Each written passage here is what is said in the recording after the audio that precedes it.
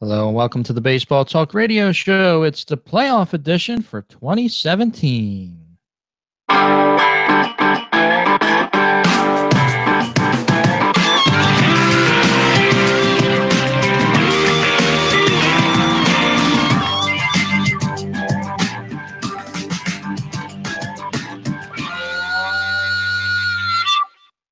Hello, everyone, and welcome to the Baseball Talk Radio Show. My name is Rich. And I'm Gary. And Gary, we have postseason baseball starting tonight. And wow, the season is over, the regular season over. A hint of fall in the air in the Northeast, a little chilly tonight. And it suddenly feels like that baseball playoff weather. Well, it sure does, Rich. And as you say, it all kicks off tonight, the second season as it was. The playoffs start as the wild card game in the American League with the Yankees against the Minnesota Twins, and they're about to throw the first pitch in just a few minutes. So pretty exciting stuff. The NL wild card is tomorrow and evening, and that's the Arizona Diamondbacks against the Colorado Rockies. So we'll know more on Friday how this is going to shape up and who's going to be playing who in the division series. Very good. And little talk before the show tonight I was listening to. The one and done wild card. Do you think it should maybe do a 3-game? Couldn't have a 2-game series, but maybe a 3-game series? I'm kind of on the fence about that. I mean, last year I would have liked to have a 3-game series because the Mets were in it. But the 1-game series does provide a lot of pressure and a lot of interest from the crowds. So I don't know. I did hear of somebody said that in Korea, what they do is they have a best of 2. And what that is that the better record team only has to win 1 game and the less record team has to win 2. So it could be a 3-game series or it could be a 1-game series. So I don't know if that's feasible either. I guess because baseball is really a game of series, that the 3-game series might be okay. But again, when are they going to play it? It delays unless they do what they do in the minors and play the games 3 days in a row and no off days for travel or anything like that. That's the only way you can really do it. And but I don't think TV would go for that. And remember years ago though, they used to have in the afternoon was the American League, at night was the National League, and then they'd switch it and blah blah blah.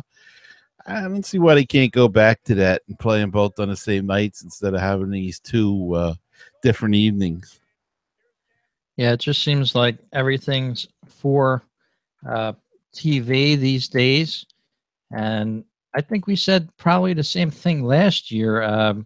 We wish they would play a little afternoon baseball, but it just seems like baseball is stuck on this nighttime type of activity.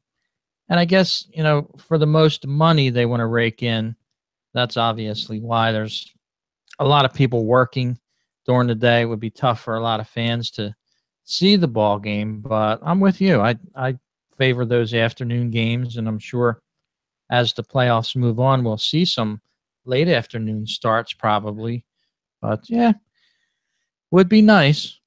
And it's crazy, the 3 different stations that have the games. ESPN's got the wild card, and then Fox has got something, and TBS has something.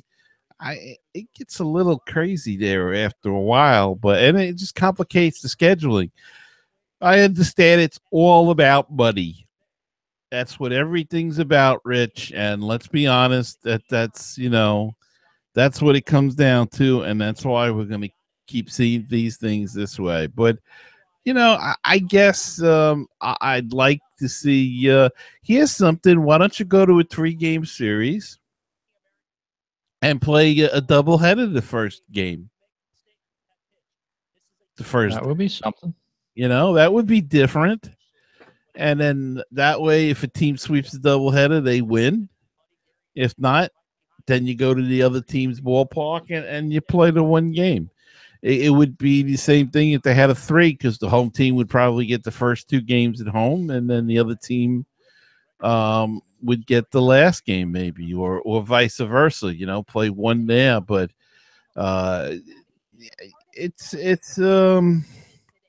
I don't know. It's a tough question to answer, but perhaps they'll look at it and see that something else should be done. What's your feelings on it? Uh, I like you said, I like the desperation of the one and done, but it's a shame for some of these teams that have put in good seasons. I kind of like to see a best of 3 series if I were in control of it, but the one and done's pretty good as well. So it's been that way for a while now, but I'm just a fan of more baseball myself. So anything to give us some more games, Yeah, and I'm all for it. anything that gives more games, right, Rich? Yep. And there's another news story. Just read this one recently. For the World Series for 2017, YouTube and Major League Baseball joining up, 2 of the biggest pioneers in making streaming video, as they say on MLB.com, getting together on a partnership. YouTube TV, which is a new cable-free live TV service, will serve as a presenting sponsor this month's Fall Classic with a variety of TV spots and on-air callouts from Fox during each game. So you see a lot of that YouTube promotion going on, and sponsorship by YouTube TV. It'd probably be pretty prominent in this year's World Series for 2017. I wonder if they're looking in the future to stream the game there or something.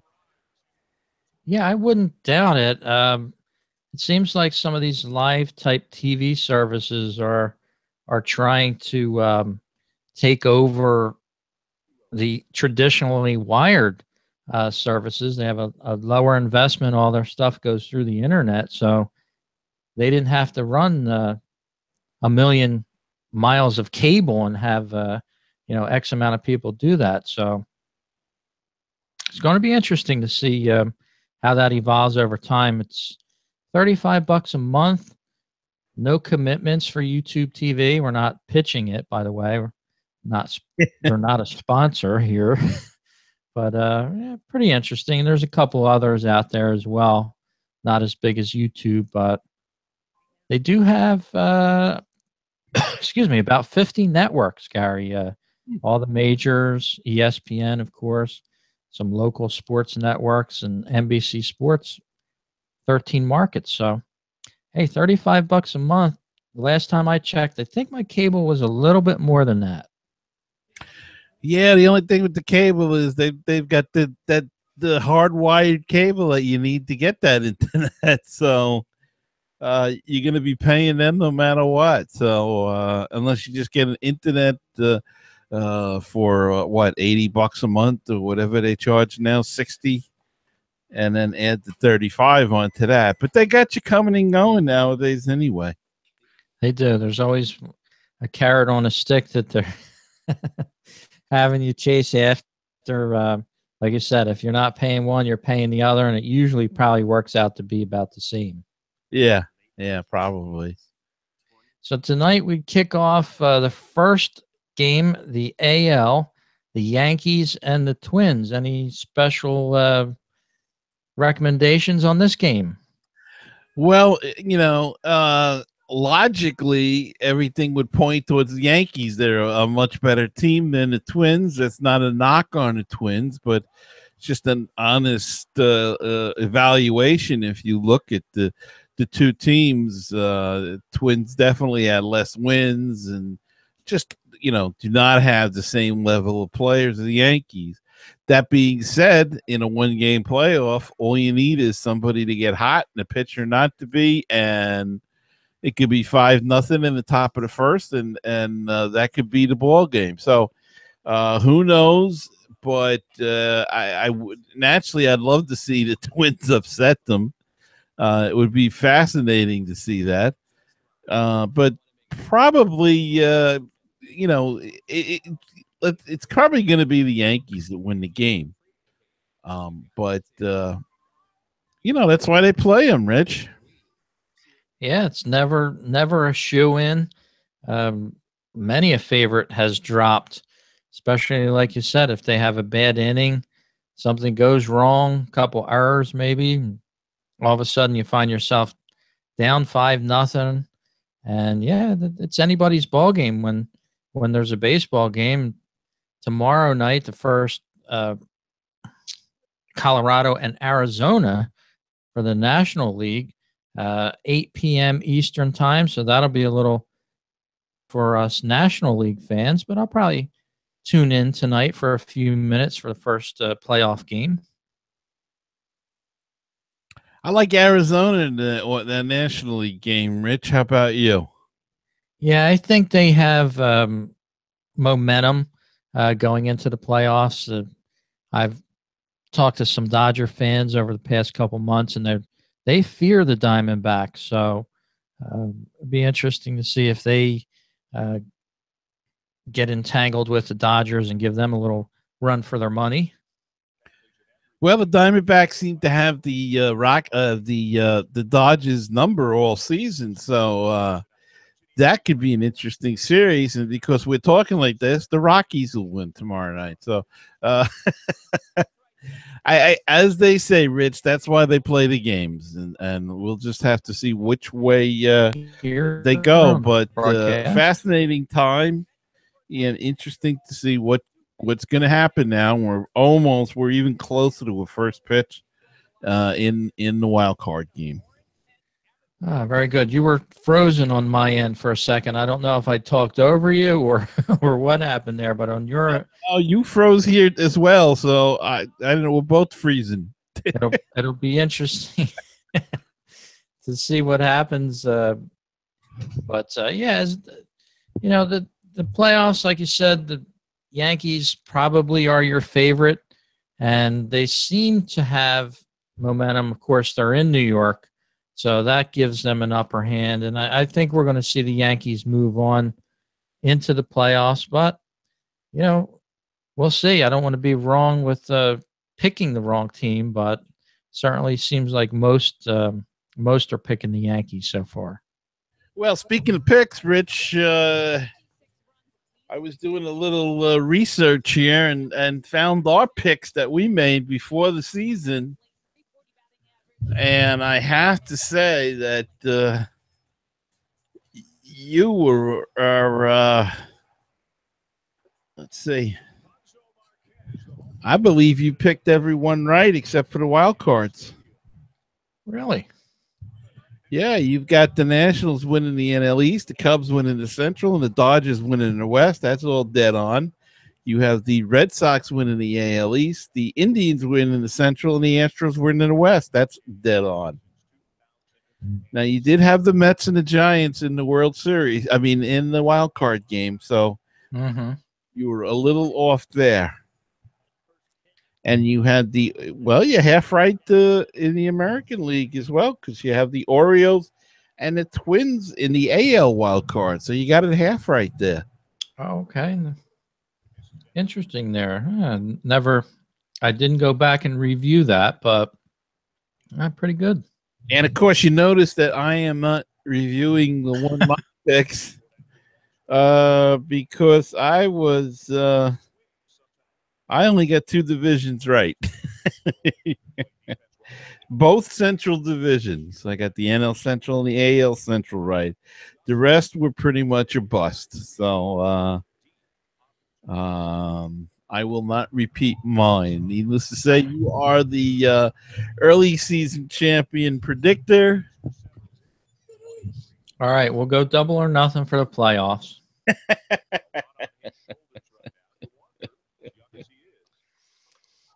Yep, it's going to be an interesting playoff season. The Cleveland Indians waiting in the wings. The Cubs, a lot of people think the Cubs are going to be a renewed ball club when they take the field for October baseball, playoff baseball. And it's going to be interesting to see who moves on. And a lot of the times it's the hottest team at that moment. It's not always the best team, like a team like the Dodgers that have many wins this year. They're not always the one to carry momentum into the playoffs. Well, Rich, just as we were talking, the Twins I think it was a leadoff home run. So the Twins are up 1-0 in the first inning. Dozier hit a leadoff home run to Brian Dozier to left field. So there you go. You never know what the heck is going to happen. That's for sure. It didn't take them long. Of course, the remaining matchups Thursday, excuse me, October 5th at 4 p.m. Eastern. It's the Red Sox at the Astros. Chris Sale and Justin Verlander. That sounds like a great game. 17-8 for Chris Sale and Verlander at 15-8. Yeah, that sounds like it's going to be some matchup. That could be a really interesting series between those two teams. I still like those Astros, though. Yep, and whoever wins tonight will take on the Cleveland Indians. So that'll be interesting. Indians are waiting for the winner of tonight's AL wild card. And let's see who else. The Cubs at the Nationals open up Friday at 7:30 p.m. Eastern. Cubs at the Nationals. So maybe the Nationals can do something better this year. Perhaps they can. I do think that I'm going to go with the Indians taking it all, though. I'm going to just go right to the end. And just say that the Indians, I just like the way they play, and they have Carrasco this year. He's healthy. Hopefully he stays healthy. They did not have him last year for the playoffs, and they should have won it last year. And they went. You couldn't go much further. They had the tying run. I think the tying run was on third in the 10th inning, and just couldn't get him home. But at home, so I think Cleveland. It's Cleveland's year. I think unless something goes radically wrong. But I like their manager.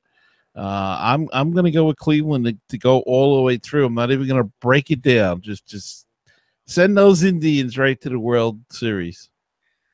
Very cool. And of course, for the other National League matchup at LA, the Dodgers are awaiting either Arizona or Colorado.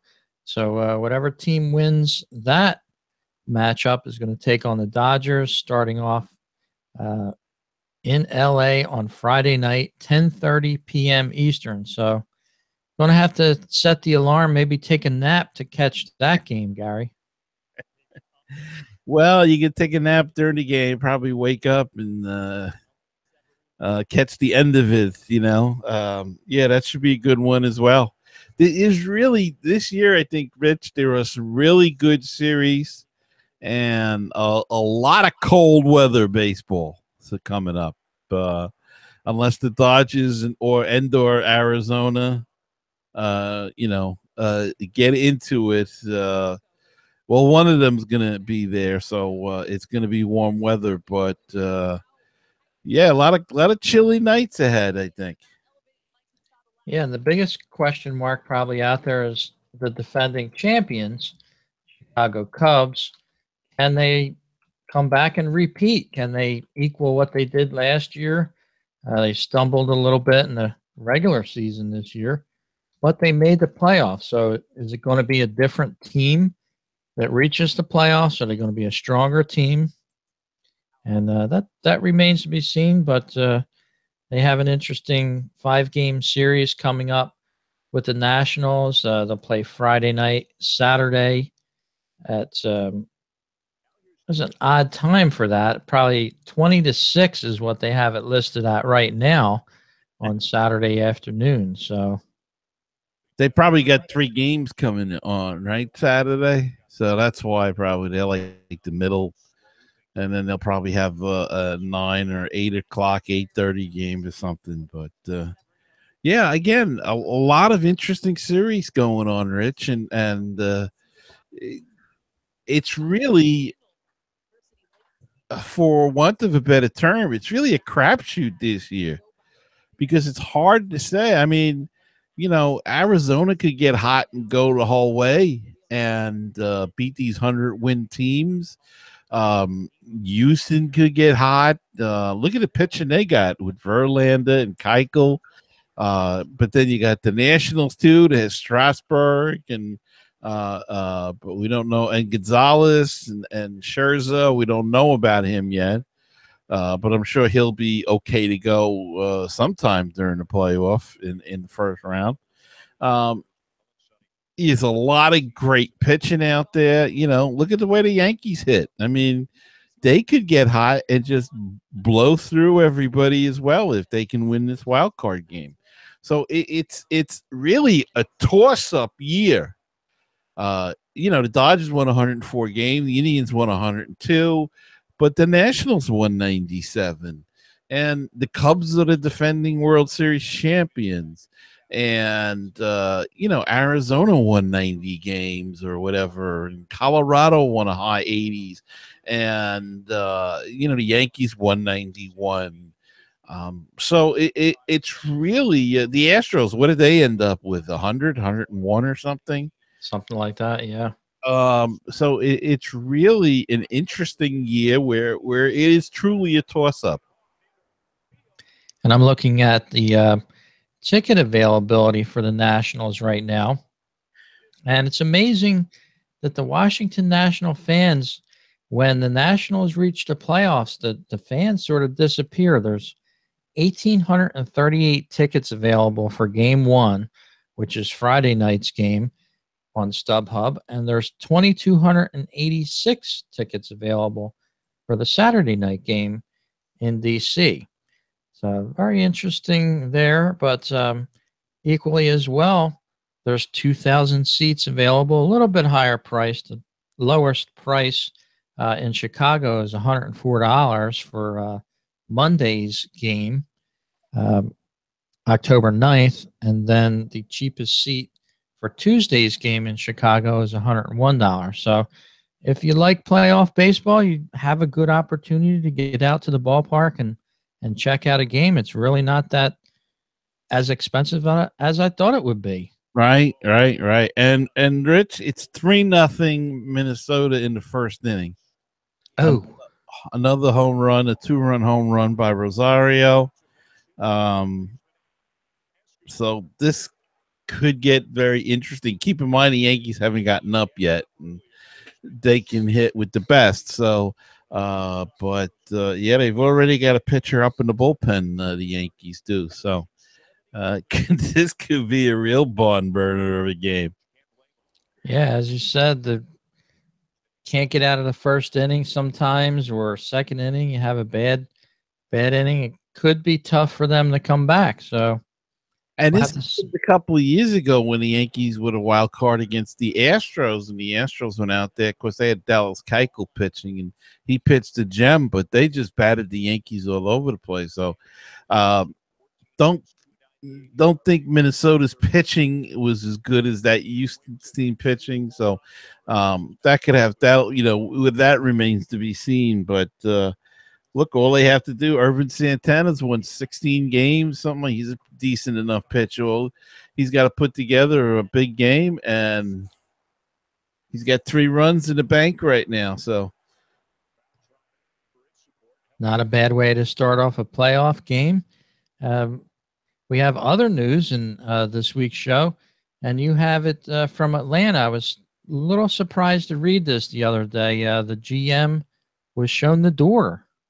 Yeah, the Braves are going to be looking for a new general manager this year as they start their offseason. John Coppolella resigned on Monday afternoon. The resignation comes as a result of Coppolella breaching MLB rules regarding the international player market. The Braves announced just the other day, so Coppolella won't be finding another job with any MLB clubs anytime soon. Major League Baseball is investigating the matter with our full cooperation and support, said Braves president John Hart. We will not be issuing any further comment until the investigation is complete.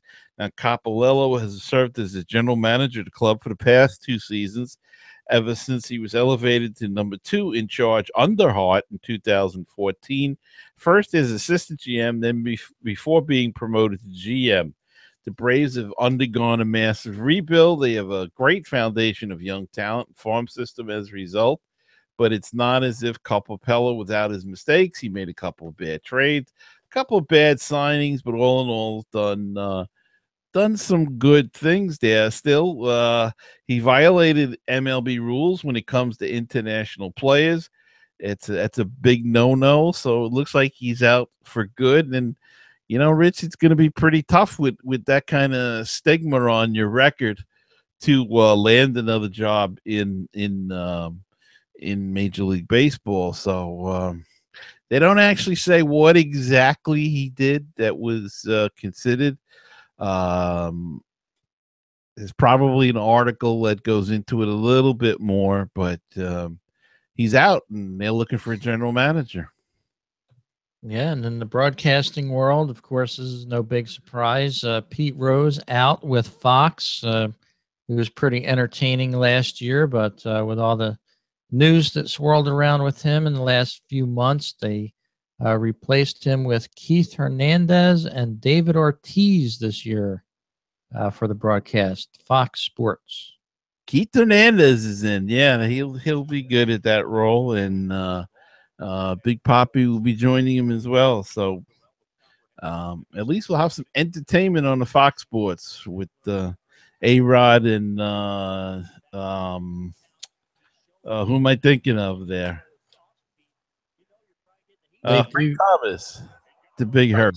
Okay, yeah, they do bring in a lot of ex-players. I think Jimmy Rollins has been on board with them at one point or another over the years. But yeah, it's interesting with Rose. Of course, I don't know if I mentioned it on this show, but they have a autograph memorabilia stand at Citizens Bank Park in Philadelphia, and of course, this year, Rose was supposed to be honored on their Wall of Fame. That was canceled.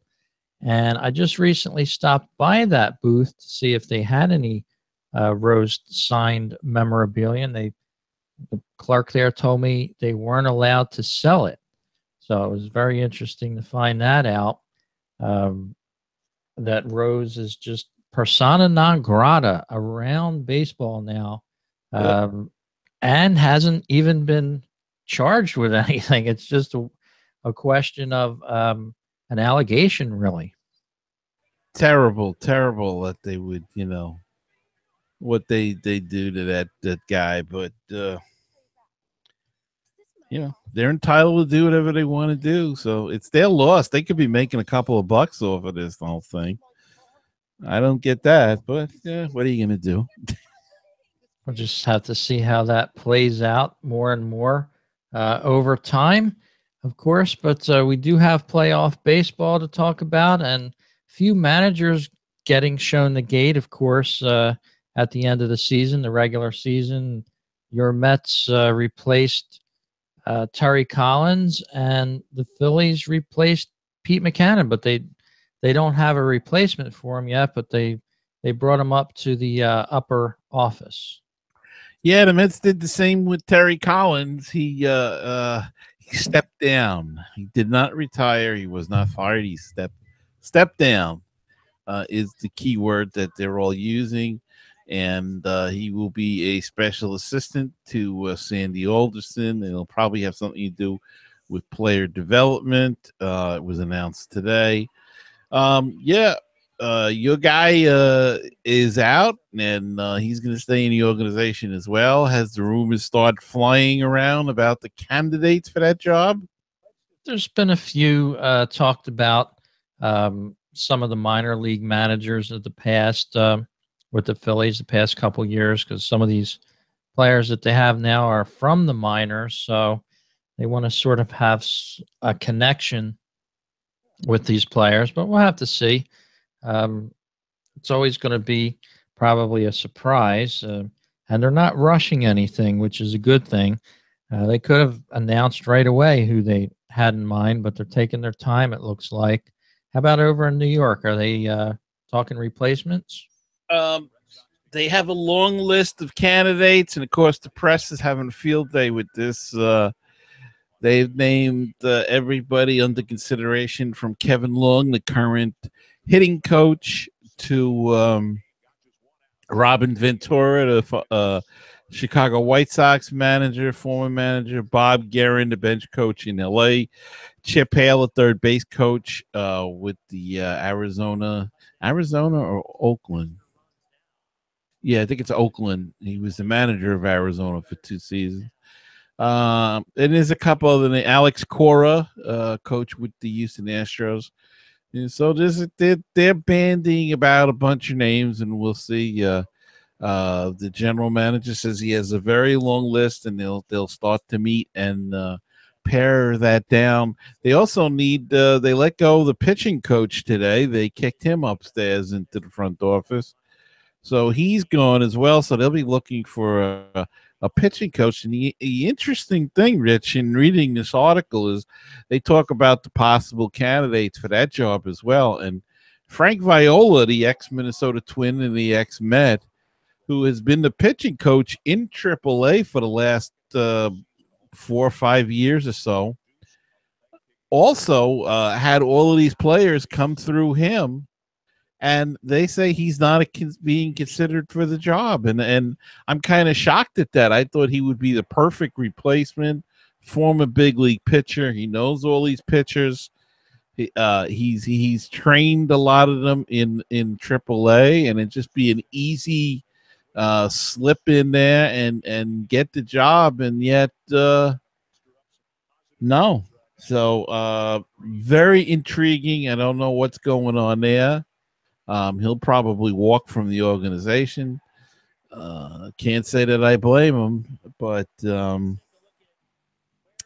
another thing we're looking, so it'll be a full-time job on Mets Musings, keeping track of the rumors and who's going where and what's going to happen.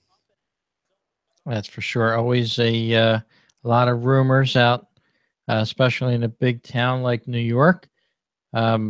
How about this picture for you, Gary Mack? Do you recognize that player if you're watching our video version there? Yes, that was big news in New York as Jacob deGrom cut his hair. He's got a new short hairdo, and he's looking good. Doesn't even look like the same player. Well, he's a dad now, so I guess those long locks had to go. Yeah, he traded in his hockey player look for the straight and narrow look, I guess. Yeah. Getting back to my story about the Phillies authentic signature stand that they have there in Philadelphia. I was perusing the glass cases. They had some signatures for sale in there, cards and baseballs and things. And I couldn't help but notice they had a Babe Ruth signed cut document of some sort. They wanted $3,700 for this thing. And it was just in a glass case like all the other cards were. And it just stood out like a sore thumb. Like you had a $50 card, a $75 card, and then this $3,700 card right on in the center of it. Babe Ruth signature authentic. So you never know what you're going to find at the ballpark. I'll tell you. And you did go to the final game of the year there, and I'm sure you had a good time. I watched at home and did not have a good time watching it, but you watch anyway, right to the last out. Yeah, it was a good way to end the season. Very therapeutic to be at the ballpark, nice and relaxing, and good way to end the season. A little bit sad at times. We hang around if we can after the game, watch some of the after game stuff where some of the players come onto the field, and the longtime fans, some of them don't want to leave. They're in the seats behind home plate generally. And we even saw a guy dressed up sort of like Santa Claus, if you can believe that one, Gary. Well, Rich, it's like wandering in the desert for 6 months now. For a true baseball fan, it is. You can put on a hockey game or a football game, but it just doesn't do the same thing. So it's you're just wandering around waiting for February to come around, pitchers and catchers. Yes, indeed. Well, let's take just a little break here on the Baseball Talk Radio Show. A couple words from our sponsors here. And we'd love to have you as a sponsor over there at patreon.com. So we'll be back after this message.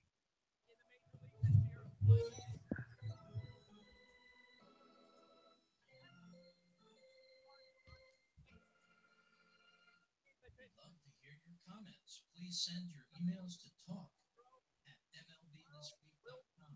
Reach Gary at baseballtalkradio.com or me, Rich at baseballtalkradio.com. We'd love to hear your comments, so send them in. Subscribe to the Baseball Talk Radio Show on Stitcher Radio, iTunes, or Podomatic.com. This way you'll never miss an episode. Gary, I think I'm going to go over to baseballtalkradio.com and listen to all the baseball talk shows there. Do you think I can cram it all in on the weekend? No, I don't think so. It's going to take you quite some time, but there's a little bit of everything there. Cover most of the teams and Japanese baseball, fantasy baseball, all there at baseballtalkradio.com, the home of great baseball talk shows. Go check it out. It's a great place. And if you'd like to help us out a little bit, you can go to patreon.com, become a sponsor of the show. Help us out.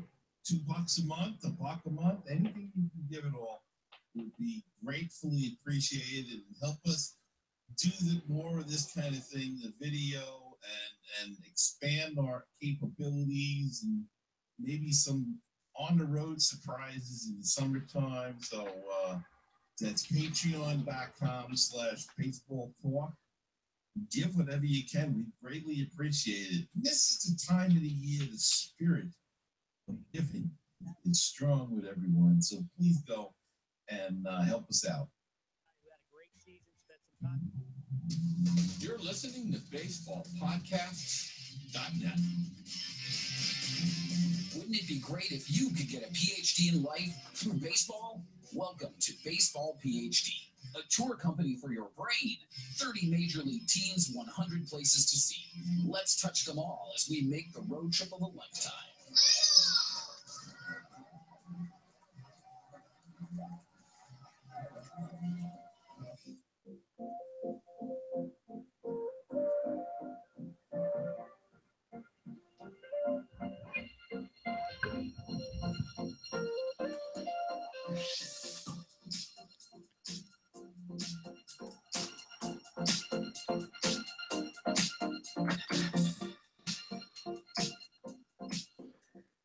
And hello, we're back talking baseball here on the Baseball Talk Radio Show. And Gary Mack, any updates on that first game, or do we still have the same score looking at that? Still 3-0, and we just getting into the bottom of the first inning now. Minnesota finally got out. They had runners on second and third, and then the Yankees actually changed pitchers already.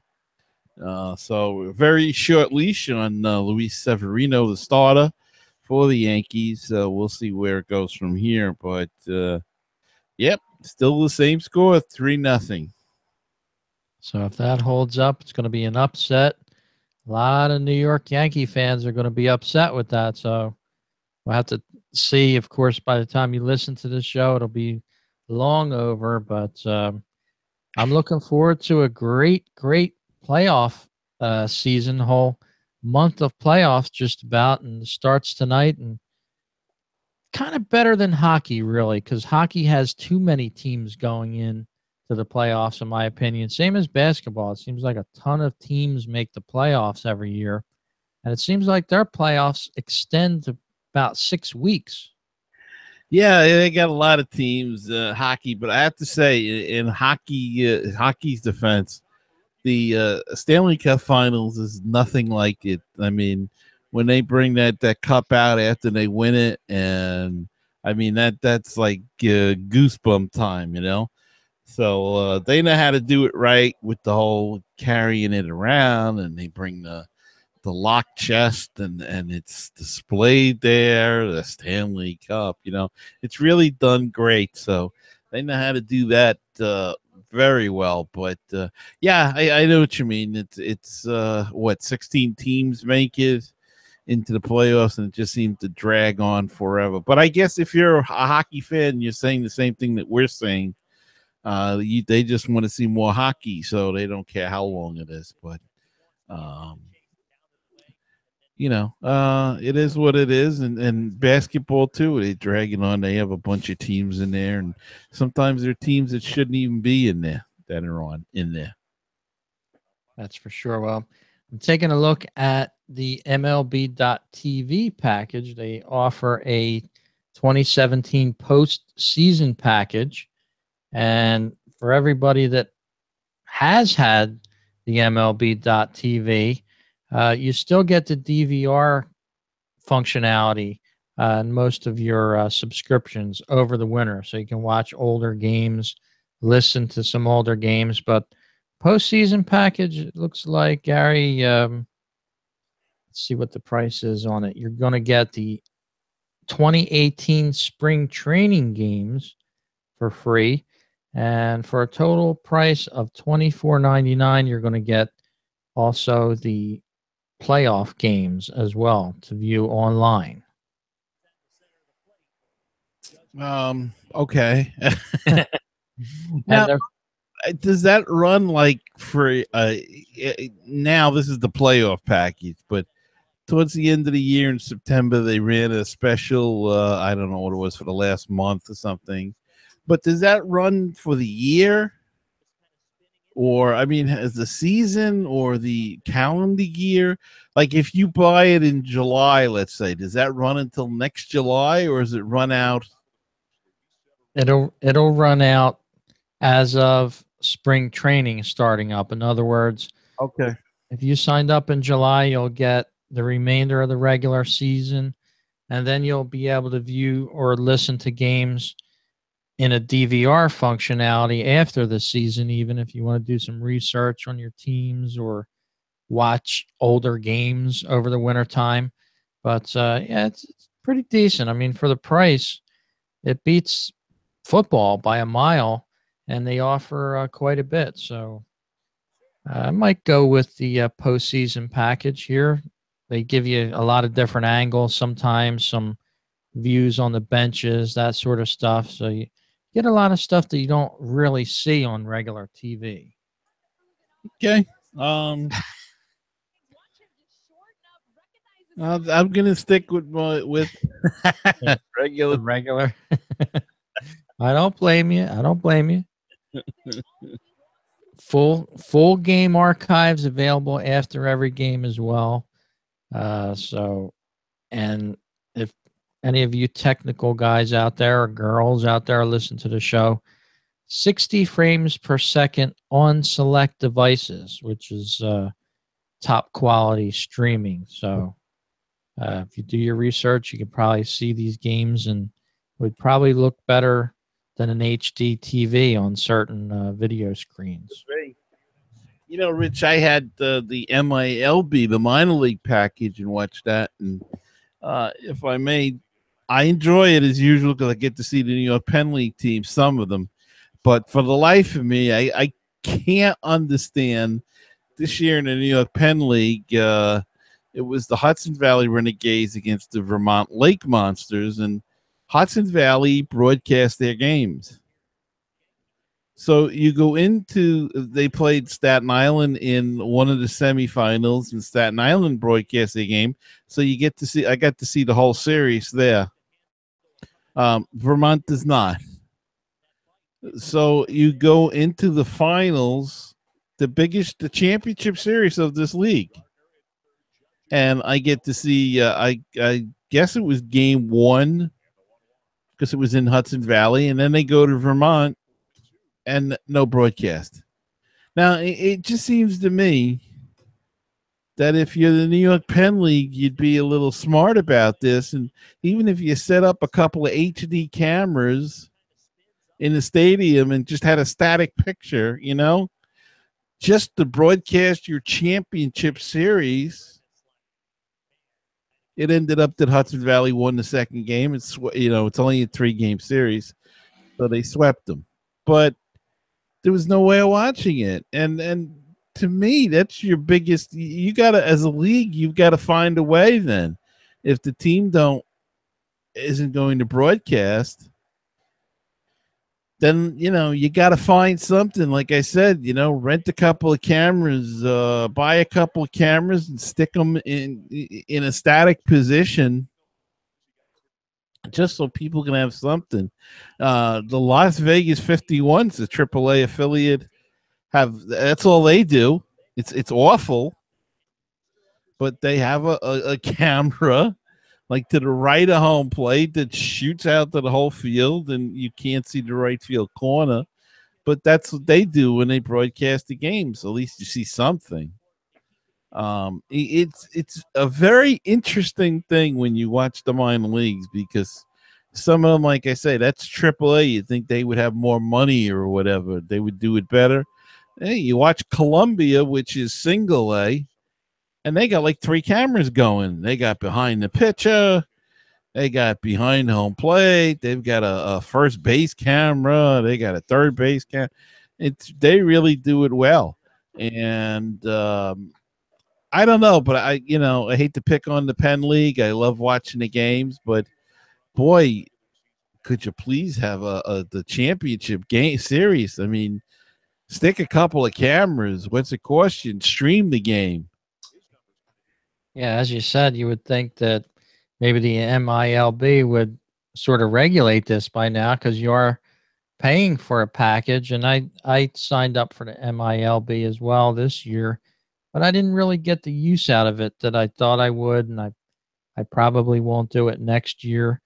It's just something that was a novelty at first, but then I hardly watched it because I'm usually watching the MLB. So for the hardcore, minor league fans, it's great. But as you said, Gary, they're different teams are different qualities. So you watch a game one night in almost HD quality, and then the next night is like 1970s television. You can barely pick up the ball.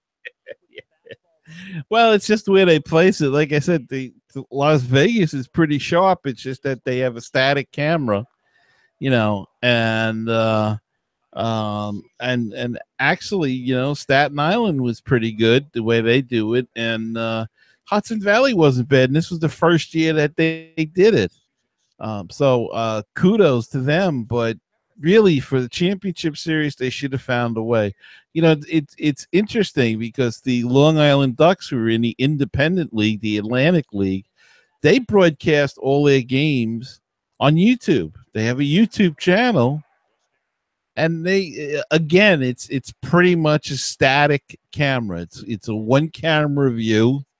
But at least if you're a Duck fan, you can tune into the game. I'll take that back. I think this year they did have a couple of cameras, because I think they zoomed in on the pitcher a couple of times. But still, it's something. At least if you're a fan, they had some graphics and all. Not the best, but if you're a fan, you get to see them.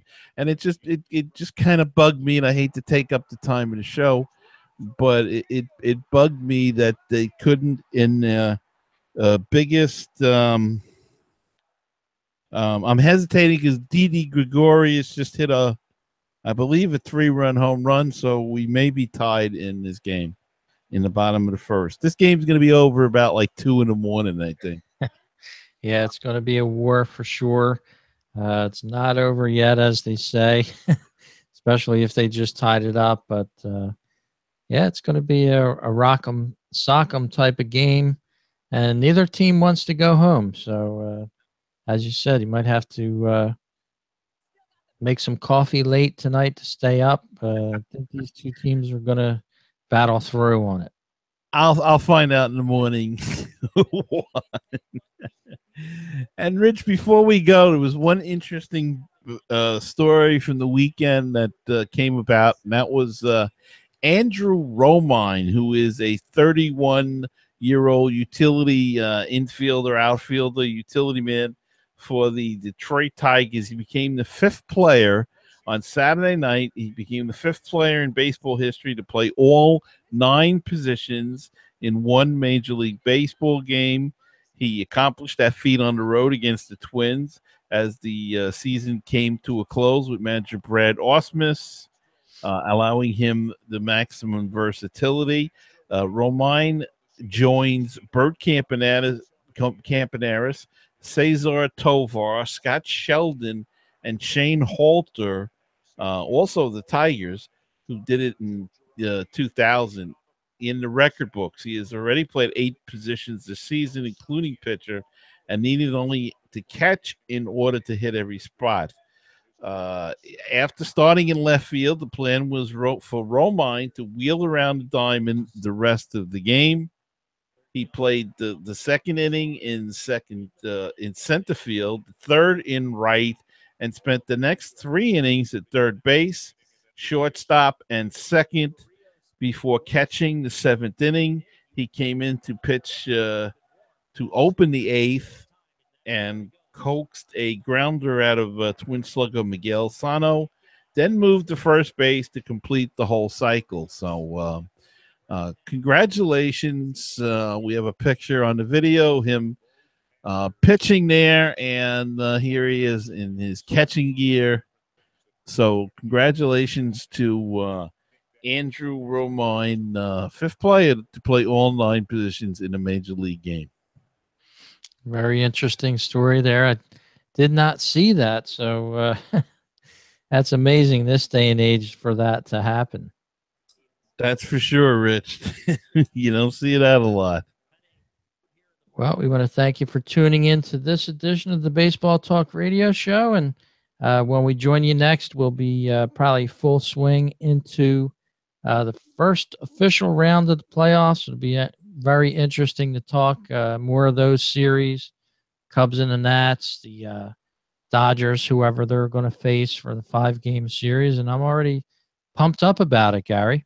Yeah, and as you say, Rich, after tomorrow night, we'll know a lot more. Well, everyone, have a good week, and we'll talk to you again on the next exciting edition of the Baseball Talk Radio Show.